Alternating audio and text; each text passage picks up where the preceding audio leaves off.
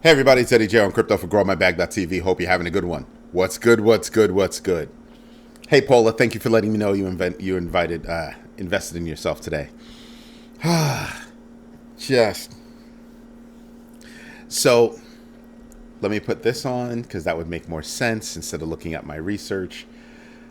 So remember when I told you I bought ASTR? I bought ASTR. I told you at a buck 96. I sold about 201, 202. So, I did more than break even, so that's happy. But, but, it went up over the next couple of days. It went all the way up to, it reached as much as $2.14. And I said, I'm not going to be upset about that because I knew I wanted to get out. I wanted to get out because DeFi Llama had, delisted its trading volume, and for good reason. So I said, okay, I'm glad I'm out. Yeah, I could have made some money. Fast forward, the news actually hits. It drops down to like 179. On top of that, you know how I keep telling you guys to understand the rhythm of coins, right? I keep telling you to understand the rhythm of coins. So this coin was already on the way down. It went from 202, right? I'm sorry, for 214 all the way down to 179. So that's a big drop. Then what happened? Oh, then we get the tariff news. Everything tanks and it drops all the way down. Right now it's at 133. 133. Ah, my bad. 131. 5 minutes ago it was at 134. And for me, I sat there and I was like, "Oh, look at this! Look at these numbers. I'm about ready to get back in." Glad I'm waiting. I'm waiting for the dust to settle. Maybe I'll get in a little bit here, because all I'm doing is I'm taking the money that I took out of ASTR, and now I'm getting back into ASTR. So from a buck 96 all the way down to a buck 31, some people are going to be like, "Yeah, but Eddie, it's not going to be listed on DeFi Llama until they fix that problem."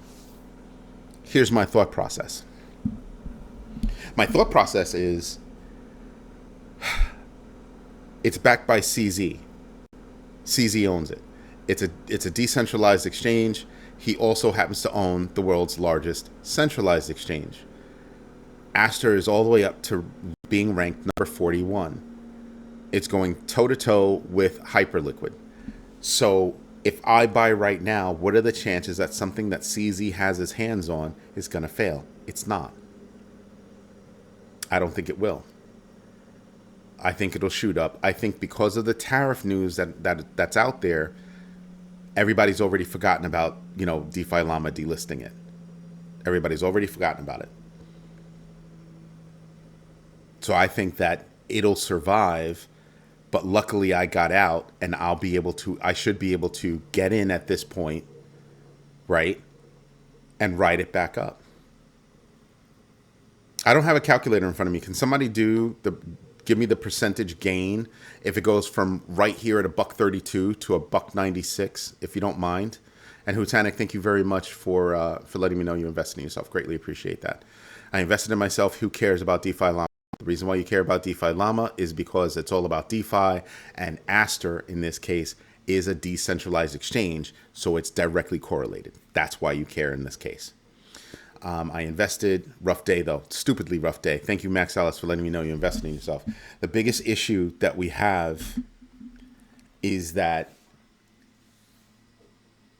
the market was riding in a lateral fashion, okay? And then we got horrible news. Horrible news. Trying to decide to lob something over, and as usual, the new regime overreacted, added 100% tariffs on all things China-based, and everybody took a dump. NASDAQ, S&P, New York Stock Exchange, or the Dow, the Russell 2K, everything took a dump. Crypto, everything took a dump. There are a couple of things out there that didn't really take a dump. Like if you look at Ondo, it's right now, it's up 5.74%, but over the past 24 hours, it's been down 19%. This is what I mean by if I get in on a couple of things right now, I stand to make some money. I stand to make some money. As a matter of fact, nobody's actually opened up a calculator for me, so I guess I'll have to do it myself. Divide by 1 point. What is it at? Bear with me. ASTR is at 133. 133. Oh, yeah, I did it wrong. 1.33 divided by. There you go. So I stand to make a 32.15% gain. So almost a third if I were to get in right here. And it goes back just to the $1.96. That was my original price. So look at that discount that I'm getting. So you know how Hutanik and I get into, not arguments, but we have differing opinions on what we want to do. He wants to hodl all the way through. This is a clear example of what I'm talking about. I got out up here. Now it's all the way down here. I have good research as far as I'm concerned, as far as it satisfies my, risk framework. So I get in. Right? I get back in over here.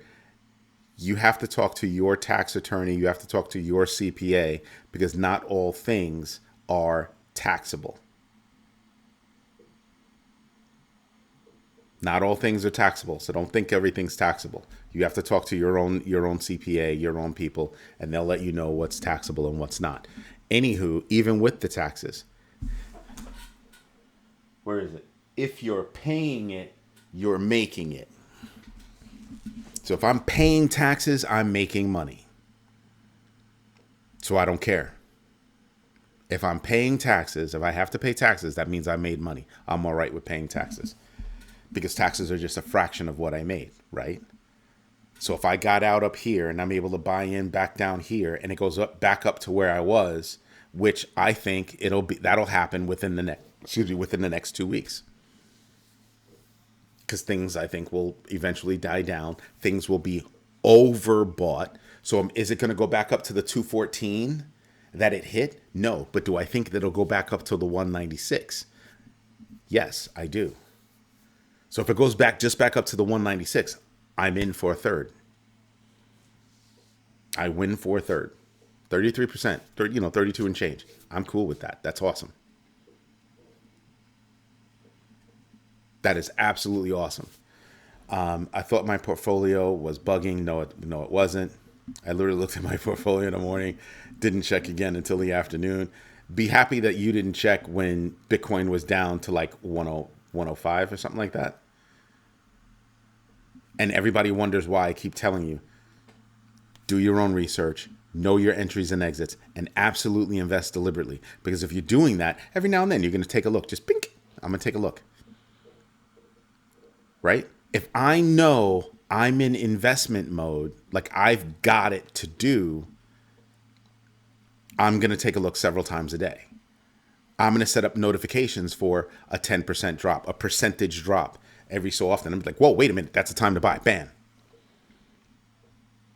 Those are dry powder situations. I'm not using my dry powder in this case, right?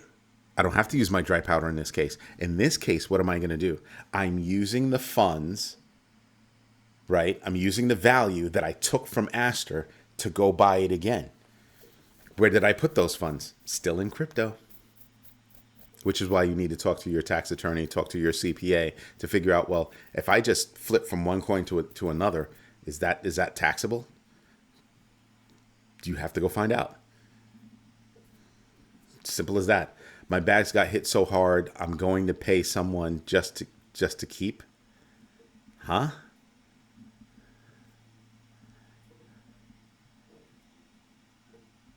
I'm missing something with that, Rick Ritchie. Sorry. Oh, you know what? I'm probably missing chats because it's on top chat instead of live chat.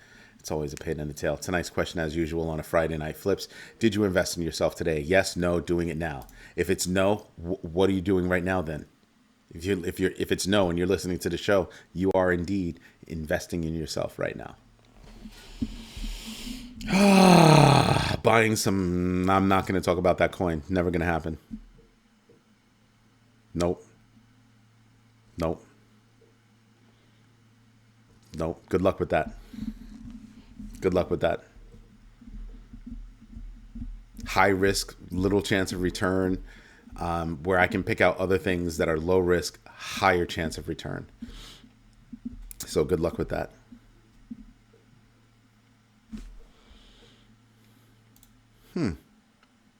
You seem to be new. You are new. How do you pronounce that? Just you? I mean, how do you pronounce that letter, that symbol? I don't know how to pronounce that. But you are correct in your statement. You are absolutely correct in your statement. They want to see who's brave. We will see. I am buying. Yeah, I mean, I have my normal DCA, and I have dry powder, but I also have, for all intents and purposes, my accessible dry powder, right? And that's the value that I took out of one coin that I put into another coin, so I could wait to see if I want to make an investment. And this is one of those times where I was like, glad I didn't put it in PAX-G, because PAX-G took a dip too. Yeah, interesting, no? So yeah, it's one of those things where I'm sitting back and I'm going, yeah, it's hovering at 132. Could that be the floor? It could be the floor. It could literally be the floor right now. Dark Horse, what's good? Enrique, did you invest in yourself today? You did. Investment made. Thank you for letting me know. 8 paws into his house. Thank you for letting me know you invested in yourself. I know I have big baggers. I know I have not sent out the invitation. I will do it. I'll do it. If I don't do it tonight, I will definitely do it tomorrow morning. I just have a lot on the plate and I'm being lazy.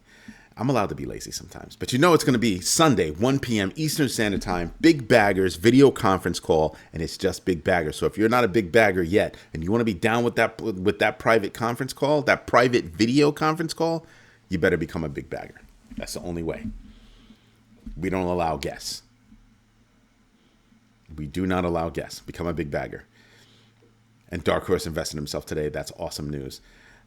This crash, it's not a crash. It's I guess technically it's a crash. I guess in my personal head, anything over 500 to me is 500 is a correction, right? You're basically in major correction territory. It's not really a crash.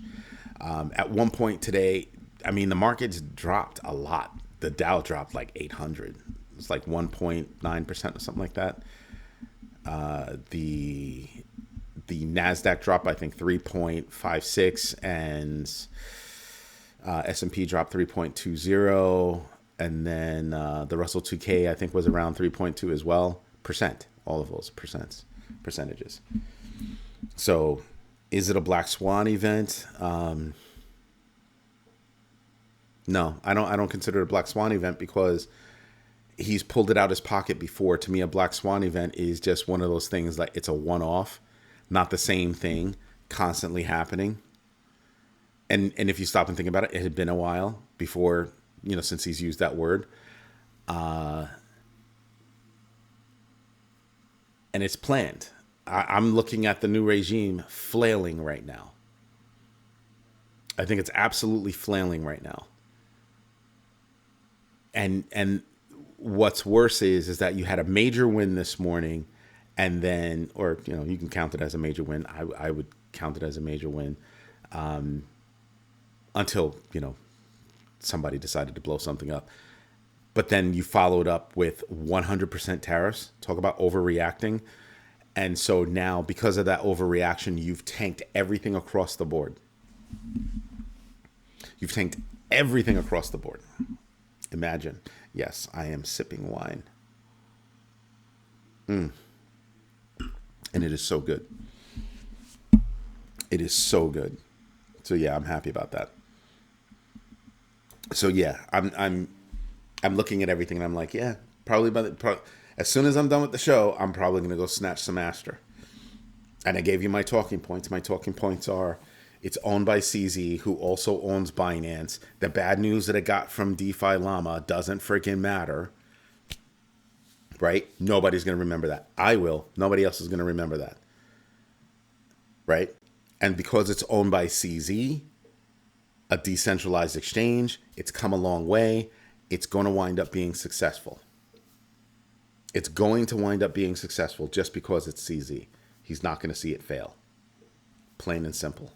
So it's going to blow up. It's going to continue to blow up. There are rumors that he's about to catch a pardon from, the new regime. So I think ASTR is going to blow up. So if it blows up, if it just goes from here to a $1.96, 30%. I'm in that 30% range. I snatch it right here and it goes up to 30%, and it goes up to 196. My original purchase price. I got out at 201, 202. So, did a little bit more than break even. Got out into another coin. Now I'll flip it back into ASTR and just wait. I'll be chilling.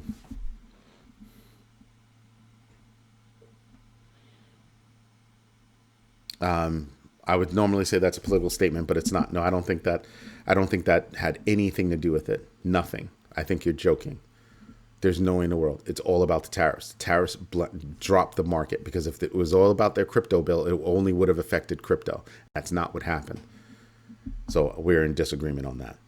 I'm certainly no expert, though. I could be wrong. Hold on, what I miss? I think lowering interest rates in October again would help a lot with inflation. I think there's not enough data to lower interest rates. 1, 2, I think that it would be a better idea to hold steady, because what's going on right now is they're going to rush through CPI data, and they want to rush through the CPI data because they want to make sure that there's at least something there that the Fed can point to say, oh, we should lower rates.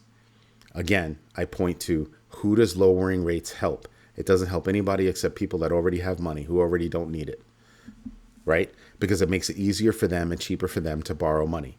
Tell me how that helps the common person. That's my problem with it. Helps inflation. We have jobs problems. Notice how they're rushing to get CPI data out, but they are nowhere near trying to get, jobs data out. And there have been companies that have said, we're laying people off. Period. So, yeah, I have a problem with that. How does it reduce debt payments? It reduces debt payments for who? The only thing it does is it helps with forward loans. So when you want to go borrow money, that new contract will come in possibly at a lower rate. Everything that's existing, it doesn't affect you. Doesn't affect you. Now, we also have earnings season starting next week. Not starting, but we have some earnings coming out next week. I want you to pay attention to who's saying that we have, all-time highs. There have been a couple of companies that have said, oh, we have all-time highs. So during tariff wars, you have all-time highs. Oh, yeah, that's right. It was Levi's, and it's because they raised prices. And they were able to make money off of that. Interesting. Thanks, Levi's. Thanks a bunch. Appreciate you. Not really, but yeah, like that. I get what you're saying, right? And in a normal environment, it might help with inflation. Inflation is not doing well, right? Food prices are higher. Things are just higher. There lies the problem. There lies the problem. Food prices are higher. You want to know what else is the problem? What else the problem is? Healthcare. People are going to have to, or not even have to. They're making decisions right now about healthcare, and a lot of people are going to have to drop their healthcare because they just can't afford it. Now, what is that going to do? Well, that's going to force people to have to go to emergency rooms, because the law is that you have to take care of people that walk into your emergency room. And what does that do? Well, it raises hospital prices. And we keep getting told by the new regime they're laying people off. So that's hundreds of thousands of people that are pounding the pavement. So That's why I said nobody wants to talk about jobs data. Nobody wants to talk about jobs data. That's why they're in a rush to get CPI out there, Consumer Price Index. So the lower income level is spending at, I think, a 0.1%. The higher income level is, I think, like 1.6 or something like that as an increase, which means that people are spending less. People down here are spending less. People up here are still spending more. Yeah. Sounds about right, doesn't it? Because if you're up here, you're not worried about money. You're not worried about that. So you're going to do whatever it is you normally do. People down here, we ain't got it like that. So we're pulling punches. We're probably going to be back to, buying Lucy eggs. Like you buy Lucy cigarettes, you're going to be buying Lucy eggs. I don't think that's ever stopped, by the way. I think it was introduced and it never stopped because prices haven't come down. Prices have not come down, so it's a problem. We're starting to feel the economic burn right now. And only some of us are actually in the game where we can actually take advantage. We've been blessed. We can take advantage of certain things. I'm lucky that I have the money. Oh. I'm only using this as an example through the show, but ASTR just dropped down to $1.28. Wow. Yeah. Glad I didn't buy it at that moment. Glad I'm doing the show because I wouldn't have dumped the whole thing in, but I would have bought a couple of $100. I'd have sprinkled, been paying attention all night while I'm working. Sprinkle. And there you go. It's at $1.28. Down for another 4 cents. That's nuts. In my smart money concept class, the chart needs to do a liquidity sweep or it could climb higher. We're about to go to the moon, in my opinion. My teacher called this drop before it happened. Everybody called this drop before it happened. Seriously. This is not the drop. Right? This drop was called by a macro event. It was done by a risk that nobody knew was there. Well, we knew the risk was there. It hadn't been used in a while, and then the risk came out. We knew there would be a drop, just not what the drop would be. It's a guess. Everybody can guess. Be careful with that. I love you madly, but please be careful with that. A lot of people were saying there was going to be a drop before there was a rise. Tom Lee of Fundstrat called it.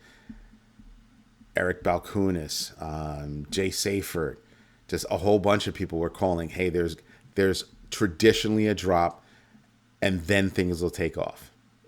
Tom Lee of Fundstrat said there's going to be a drop. It'll hit like the 4,200 mark and then it'll pop up to 5,500, talking about Ethereum. So there was a drop and then tariffs, right? That was what it was. This is not a natural by the chart drop. It just so happens that the charts match. But nobody was going to call that tariffs were going to be called. It was going to be 100% tariffs against China because China did something and that was the impetus. Nobody was thinking that. Yeah, most people are thinking, oh, it's October. Because we have ETFs that are being approved. Like we've got a whole bunch of stuff that are happening right now. This was not planned. This was not foreseeable. You could say that the tariff risk was there because the deal with China was not done yet. And now we're talking about, no, there's a trade war. I'm probably going to call off my meeting with Jinping Zhao, or Jinping, whatever the heck his name is. And that's going to be it. And we'll try to revisit at a later date. That probably hurts the United States more than it hurts China.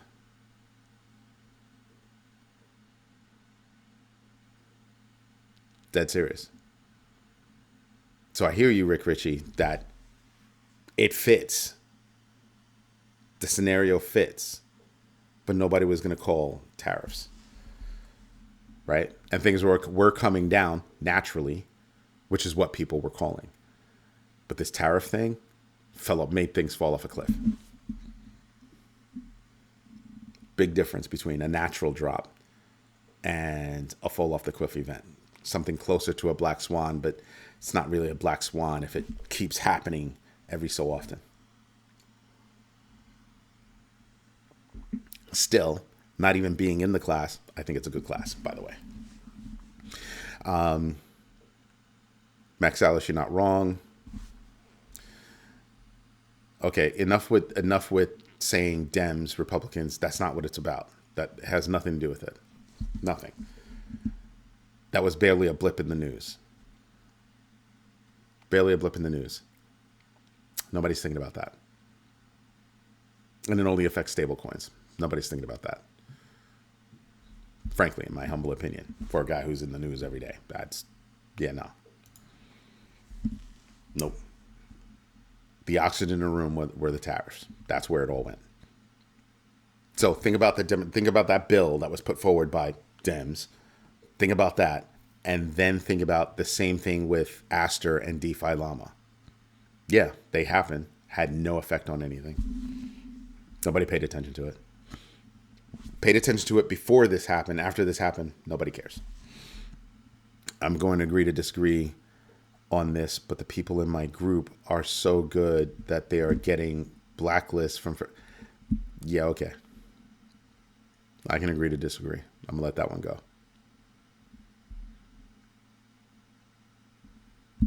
A lot of my clients are traders, so yeah, I'm gonna let that one go. Like Wall Street people. So yeah, I'm gonna let that go. But yeah, tariffs was it. Black Swan event. I don't think it was a Black Swan event.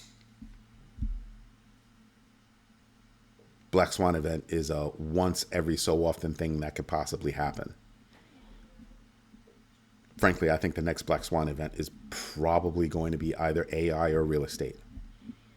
I would normally say it's going to be, I would have said it was insurance, but I think AI and real estate are going to hit harder. Okay, we're done with the political conversation. We really are done with that. I've said it like 3 times. We're done with it. Just looking at these numbers, I'm kind of like, So for right now, my homework is, what coins do I think will recover before other coins? What projects will come back before other projects?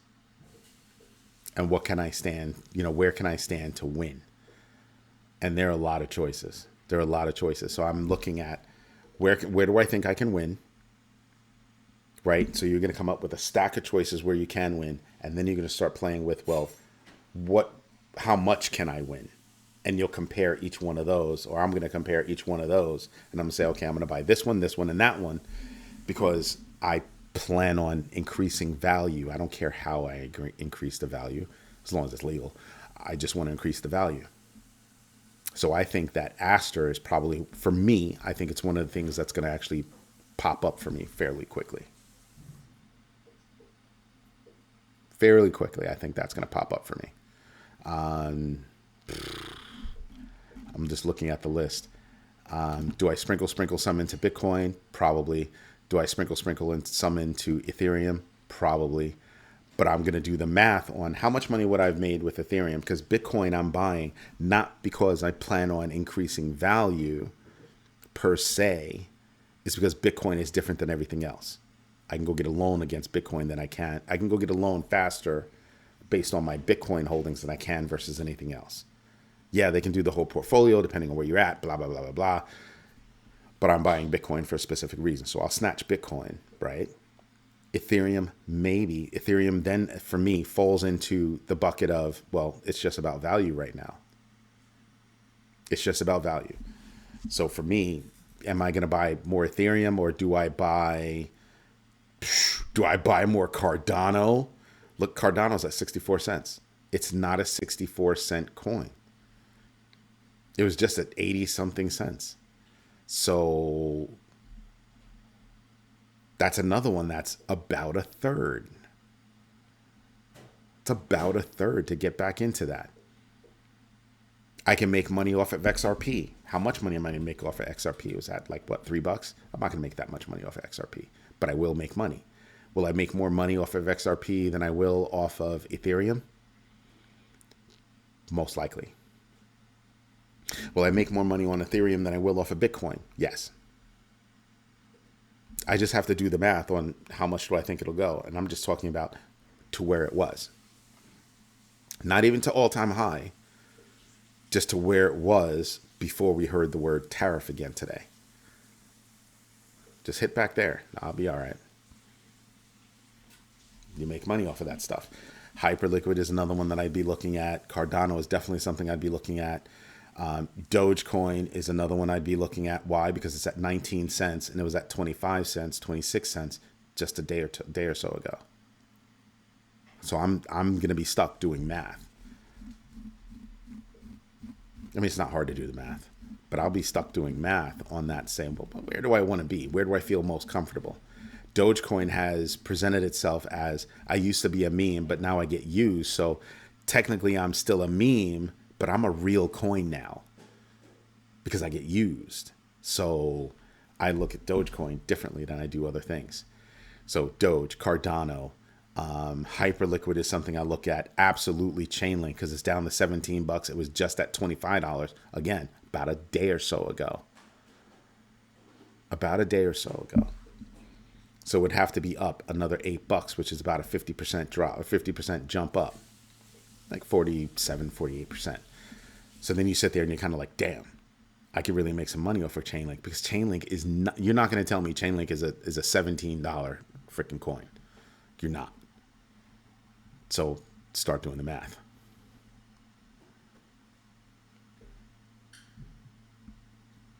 Yeah. Put it into a stable coin so you're poised to execute. So that's something that I do all the time. Like take ASTR. Came out of ASTR straight to Tether. Wasn't back to fiat, straight to Tether. Another crypto. So just sat there, waited. Right? And now I can get back in. But I'm looking at what are the percentages that I can go up. Well, we just identified I can make even more money. Looking at ASTR versus Chainlink, I can make even more money with Chainlink versus ASTR. So am I going to add some Chainlink? Yeah, I'll add some Chainlink.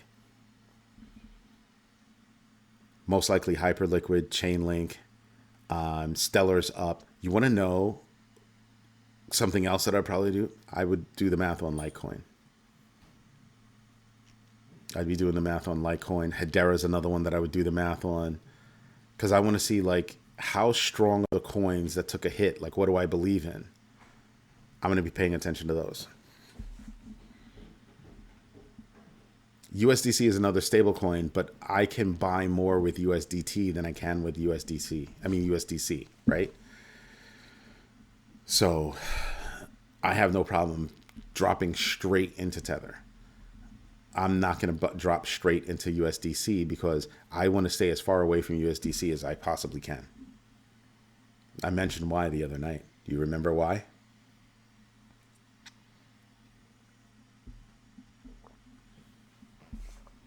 Do you remember why?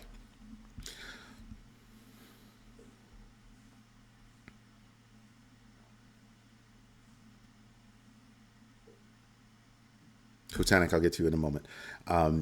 Max, the reason why is because it's state bound. It's bound to the United States.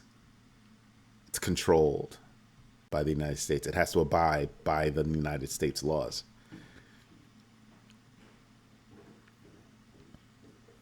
So yeah, I'd rather drop into the USDT, and from USDT, I can buy almost any coin. Almost any coin. So I'll rock with that. Something else that I still need to do research on is that supposedly we're supposed to be allowed to be involved with any exchange around the world again. Like they've opened up, supposedly they're supposed to open up our ability to be involved with other exchanges. What does that mean? How do you implement that? Has it been implemented? I don't know, but that was the talk of the town. So imagine if you could open up a Binance account. I have a Binance account. I can't do anything with it because I'm from the United States. But if they open that up, well, then I get my Binance account back, and I'd be open to buying anything on Binance. I would no longer be held back, right? So that's what I think about. And Hutanik, to your point, it's disgusting that I can't earn interest on a stable coin because it's a stable coin and not tied to a bank. The banks wanted that line in there. And I think the banks are going to have a massive problem with that because now, hold it, because I actually do have a news article that, like, with this. I think it's, I didn't put it over there, I put it over here. Give me a moment and I'll tell you. Because I think it's Citi, Goldman Sachs, and a couple of other banks are thinking about, big banks just unveiled a game-changing stablecoin plan. Leading global banks are collaborating on a G7-backed stablecoin, leveraging blockchain to merge digital assets with traditional finance, sparking debates about regulation, innovation, and the future of cross-border transactions. Remember a couple of weeks ago, we were looking at a group of, I guess, tertiary banks in Europe got together to do just that. Then you had a bunch of banks in the UK get together to do something similar. And now I told you that there were going to be a bunch of banks in the United States that are probably going to wind up doing the same thing. Because you can't have everybody have their own damn stablecoin, because what purpose would that serve? Citibank has their stablecoin, Goldman has their stablecoin, and the two don't get along. That makes no sense. But if we create a stablecoin that we all recognize, aha. And there's the idea. So who comes in on that stablecoin? Remember the reference that I gave you before? It's sort of like when ATMs came out, right? When ATMs first came out in the United States, a bunch of banks were part of the NICE network, and Citi wanted to be different, so they had their own network, and it was just Citi. So if you wanted to get money out of your Citi account, you could only go to a Citi bank. Wow. But if I wanted to get money out of my Chase account, I could go over to any bank out there except for Citi. And I mean, except for Citi. And then what did they start doing? They started having ATMs that spoke to both networks separately. And then Citi finally caved and said, fine, we'll join. So I'm thinking about this whole stablecoin thing, and I'm thinking, wow, that would be interesting. That would be interesting. So I'll get together, create our own stablecoin, and then we'll figure out how to talk to Europe and all that good stuff. I told you the biggest issue that all of the countries have is trying to figure out, where does fiat continue to live? We always talk about traditional finance versus decentralized finance. But what I've been trying to keep alive is that same thought about fiat versus crypto. Where does fiat live? And everybody thinks, oh, it'll become a CBDC. They'll make it digital, blah, blah, blah. The hell I need your CBDC for? I can go cross-border with any other crypto. Why would I use your CBDC? I'm going to immediately flip from your CBDC to crypto. I don't want to keep your CBDC. And what happens when companies say, yeah, we're gonna pay our bills, we're gonna pay our people in crypto and not your digital fiat? That's like a thing. They will not let you earn in your non-custodial. Is that really what you think? How do they stop you? In a world of VPNs and I can be anywhere without being anywhere, how do they stop you? It's more. I think the governments around the world are beginning to wake up and learn their lessons. Right. It's harder for me to stop you from doing something versus me figuring out how to work within that framework and put in some gentle guardrails. It's easier to do the latter than it is to do the former. That's where they have the problem. Nobody's thinking like that. Nobody's thinking like that. Why are Goldman Sachs and Citi and a couple other banks getting together to create their own stablecoin? Because they just got outshined by frickin' Europe.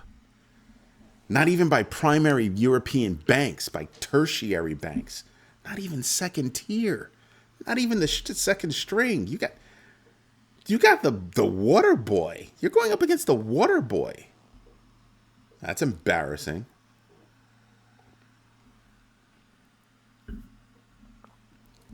That's embarrassing. So yeah, you start to figure out, oh, we've got to move things. We've got to figure things out because we don't have a solution for that. Why don't you have a solution for that? Because you haven't bothered to give it any thought. What happens to fiat in the world of crypto? Do you really think that your digital ID, because now they're saying anybody from the United States that goes over to Europe that says no to digital ID, they're not welcome. Go back. I can kind of understand that. But you want me to go into your database? At the same time you need my money? That's going to be interesting. That's going to be very interesting to see how that plays out. That's why I said the world is flailing right now. The world, not just one single country. The world is flailing right now because they haven't figured it out. They didn't spend enough time thinking about how can this work? How can we make this work without backlash? Europe seems to be going in the absolutely incorrect direction, in my humble opinion. They could try to enforce it. They can really try. How do you think China is going to react? Not well. Not well. But I want you to think about this. China has already laid down the ultimate smackdown. Have they not? China slapped the snot out of the United States. How did they do that? Name a United States farmer that has sold soy to China this year. Not one. Billions of dollars gone. Not happening. So what do you have? You're going to have a bunch of, I hate to say it because it's not a happy thing. You're going to have a bunch of farmers lose their farms. You're going to have a bunch of farmers lose their farms. All because you want to start something that could have been handled with a hell of a lot more diplomacy. In other words, you were ill-equipped for this war. They can affect us way more than we can affect them. Look at how much debt we hold on China versus how much debt China holds on the United States. It was a stupid decision. I don't care what anybody says. They needed to come to the table. They needed to do this. They needed to do that. Sure. I can even agree with you on that point. Sure. But that wasn't how. They flexed just a little bit. China flexed just a little bit and destroyed the soybean market. So where's China getting their soybeans?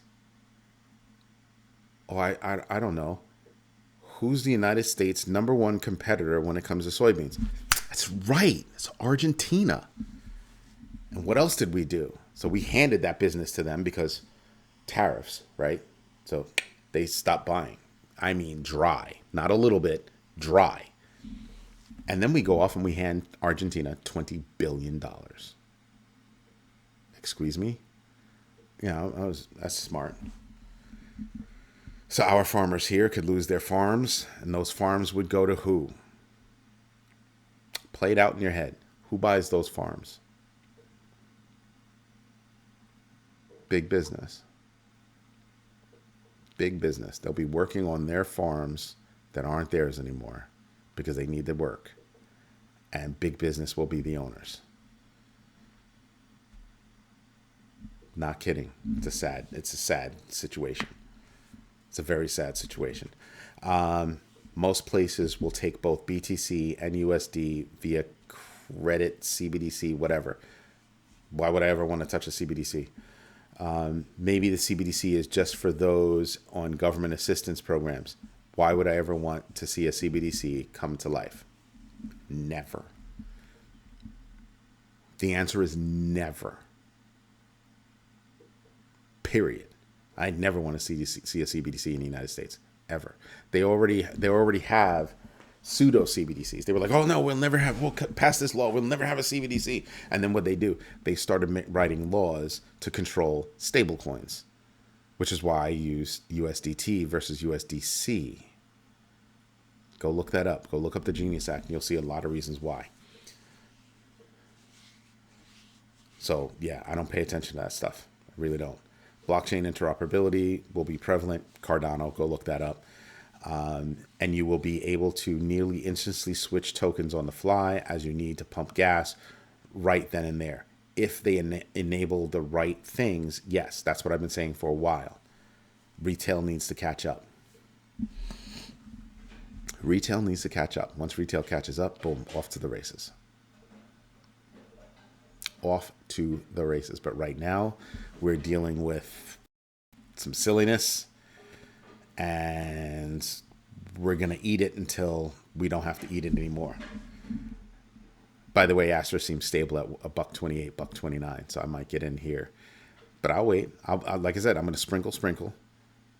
I just saved 4 cents by waiting. I don't want to either, but it's inevitable. It's not inevitable. The United States doesn't want a CBDC. They passed a law that they don't want a CBDC. So it's not going to be a CBDC that's gonna save the United States, the US dollar. It's going to be crypto. Why do you think they're trying to debase the dollar so much? It's ridiculous. It's absolutely ridiculous.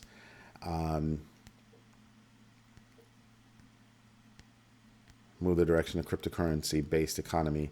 That's hard to do. You have to do a lot for it. But before you can move to a crypto-based economy, you need to figure out what's going on with your fiat. Because that means, how do you denominate everything? By Bitcoin? You would need the world to do that. Sort of like inches versus, centimeters, right? Yeah. Not easy. It sounds easy. It's not easy. It's very difficult. Yep, they're going to try to offload that whole load of $38 trillion debt to stablecoins and then leave them stuck with the bag because stablecoins are tied to what? Fiat. So the answer back in the 70s was, we're going to get off of gold so that we can print money and so that we could ditch debt. So that's what they did, and it worked. This time, there's no gold to do that to. Oh, side note, you want to know who's buying up a lot of gold? Every sovereignty around the world, especially China. So, might want to pay attention to that too.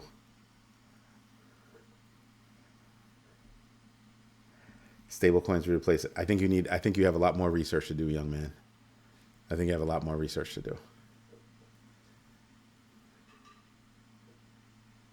I think you have a lot more research to do.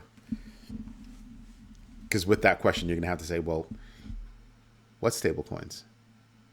Remember, if fiat fails, whatever stablecoin is pegged to it is also going to fail. It's pegged to that fiat.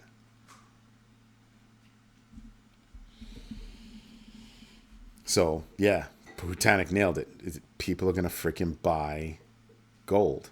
T-bills, I do not think, are in the same boat as gold. Why? Because T-bills are debt. Why would I freaking want that? I don't want your T-bills. I want the gold.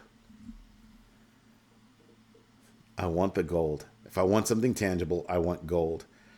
If I'm going to take a chance on value, it's going to be crypto. If I need to leverage a stable coin, it's not going to be a stable coin that's tied to a single state, meaning a single country. Yeah. So USDC for me is out unless I absolutely need to have that coin.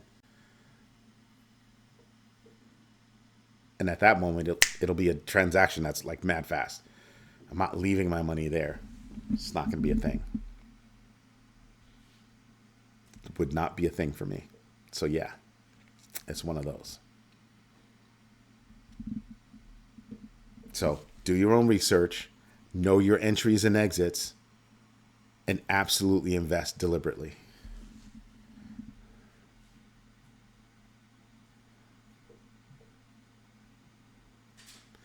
So anyway, everybody, this is Eddie J on crypto for growmybag.tv. Hope you like what I'm doing. If you do me a favor, smash the likes.